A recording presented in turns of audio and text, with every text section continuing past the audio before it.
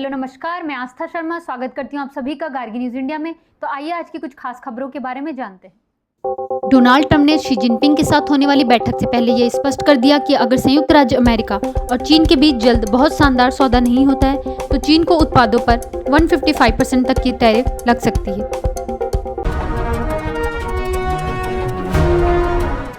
अमेरिकी ट्रंप प्रशासन ने $1 लाख के H-1B वीजा शुल्क से किन लोगों को छूट मिलेगी, इस पर नई गाइडलाइन जारी की है। यह दिशा निर्देश हाल ही में हुए प्रोक्लेमेशन के बाद उत्पन्न भ्रम को दूर करने का पहला प्रयास है। इस फैसले का असर हजारों विदेशी पेशेवरों, खासकर भारतीय IT कर्मियों पर पड़ेगा। IQ एयर के लाइव डेटा के अनुसार दिल्ली दुनिया का सबसे प्रदूषित बड़ा शहर दर्ज किया गया। राजधानी का वायु प्रदूषण स्तर WHO की सीमा से 15 गुना अधिक पहुंच गया है और कई इलाकों में स्थिति गंभीर श्रेणी में बनी हुई है। प्रधानमंत्री नरेंद्र मोदी ने राष्ट्र को पत्र लिखकर इस दीपावली को खास बताया। उन्होंने उन जिलों का जिक्र किया जहां नक्सली आतंकवाद पूरी तरह खत्म हुआ है। मोदी ने ऑपरेशन सिंदूर को भगवान श्री राम के न्याय और धर्म की रक्षा के उदाहरण के रूप में बताया। किरण मजूमदार-शॉ ने कर्नाटक के उप मुख्यमंत्री DK शिवकुमार से उनके आवास पर मुलाकात की। यह मुलाकात इसलिए चर्चा में रही क्योंकि इससे पहले किरण मजूमदार-शॉ ने बेंगलुरु के खराब इंफ्रास्ट्रक्चर पर तीखी टिप्पणी की थी, जिसके बाद दोनों के बीच शब्दों का टकराव हुआ था।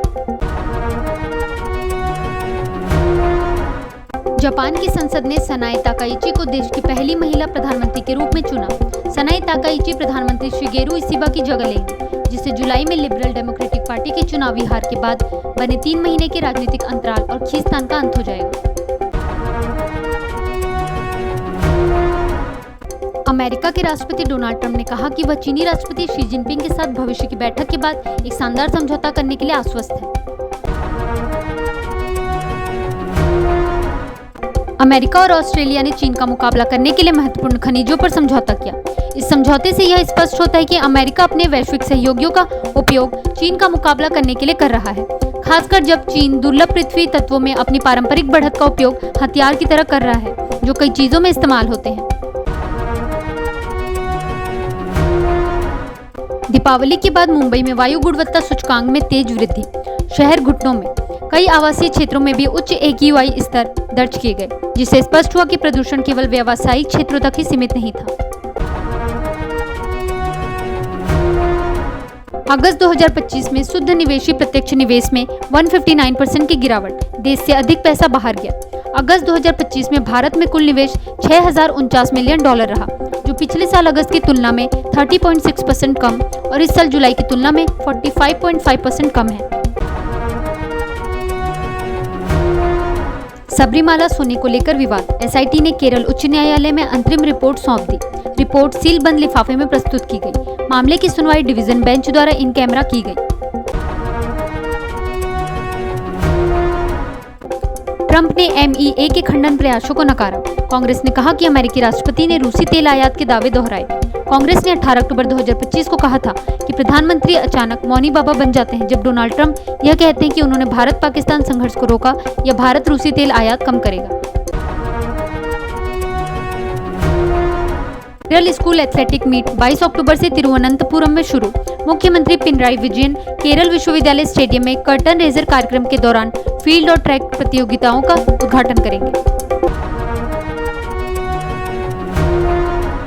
नायडू ने पुलिस शहीदों को श्रद्धांजलि अर्पित की। कानून और व्यवस्था बनाए रखने के लिए पूरा समर्थन देने का वादा किया। नायडू ने कहा कि उचित कानून और व्यवस्था बनाए रखना निवेश आकर्षित करने और उद्योगों के बीच विश्वास बढ़ाने के लिए आवश्यक है। भारतीय मौसम विभाग ने बंगाल की खाड़ी में एक कम दबाव वाला क्षेत्र बनने की संभावना से तमिलनाडु में तेज बारिश की संभावना जताई है। H-1B वीजा पर $1 लाख की फीस स्थिति बदलने या विस्तार के मामलों पर लागू नहीं होगी, USCIS का कहना।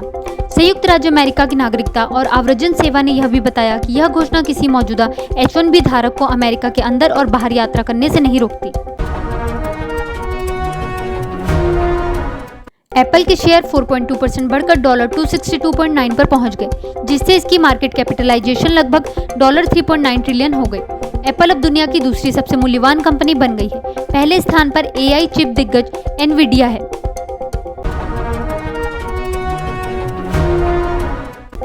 हिंदी सिनेमा ने अपनी शरारती खुशमिजाजी खो दी। असरानी जी का निधन। असरानी जी ने अपने लिए अलग पहचान बनाई और बॉलीवुड के सबसे प्रसिद्ध हास्य कलाकार बन गए। उन्होंने 400 से अधिक फिल्मों में काम किया। मुख्यमंत्री फडणवीस ने कहा कि असरानी के अभिनय, चाहे वह हास्यपूर्ण, स्टाइलिश या विषय प्रधान भूमिकाओं में हो, हमेशा दर्शकों के दिलों को छूते थे।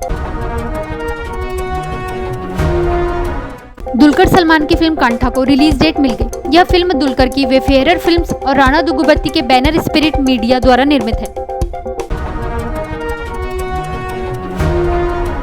परवेज रसूल। जम्मू कश्मीर के पहले अंतर्राष्ट्रीय क्रिकेटर ने संन्यास लिया। परवेज रसूल ने कहा कि हालांकि वह पेशेवर क्रिकेट से हट रहे हैं, लेकिन वे जुनून के लिए खेलना जारी रखेंगे और युवाओं को मार्गदर्शन देंगे।